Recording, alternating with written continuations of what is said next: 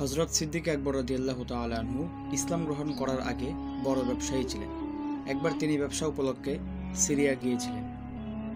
সেখানে এক রাত্রে তিনি স্বপ্নে দেখলেন যে আসমান থেকে চাঁদ ও সূর্য নেমে এসে তিনির কোলের উপর আশ্রয় নিল। তিনি উভয়টাকে ধরে বুকে টেনে নিলেন এবং স্বীয় চাদরখানা উপরে জড়িয়ে দিলেন।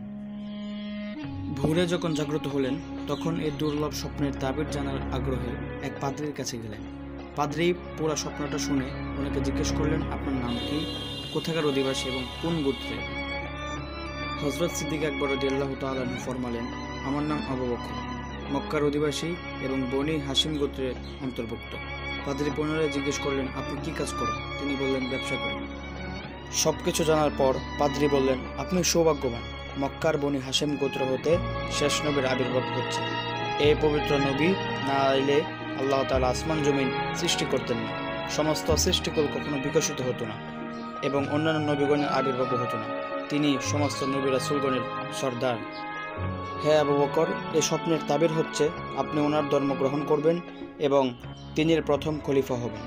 হে আবু বকর, আমি সেই পবিত্র নবীর সম্পর্কে তওরাত কিতাবে পড়েছি, ইনজিল ও জবুর কিতাবেও তিনির প্রশংসা বর্ণিত আছে।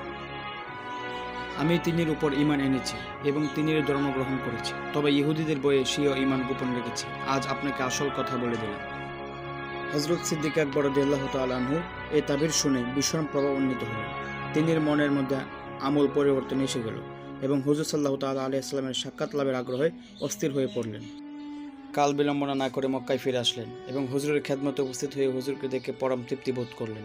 হুজুর সাল্লাল্লাহু আলাইহি ওয়াসাল্লাম আবু বকরকে দেখে মুস্কি হাসলেন এবং ফরমালেন, হে আবু বকর, তাড়াতাড়ি কালিমা পাঠ করে আমার ধর্মে দাখিল হয়ে যাও। সিদ্দিক আকবর রাদিয়াল্লাহু তাআলা আনহু আরজ করলেন, হুজুর, কোনো মুজিজা দেখার কি প্রত্যাশা করতে পারি? হুজুর মুস্কি হেসে ফরমালেন, সিরিয়ায় যে স্বপ্ন দেখে এসেছ এবং পাদ্রী থেকে যে তাবির শুনেছ সেটা তো আমারই মুজিজা।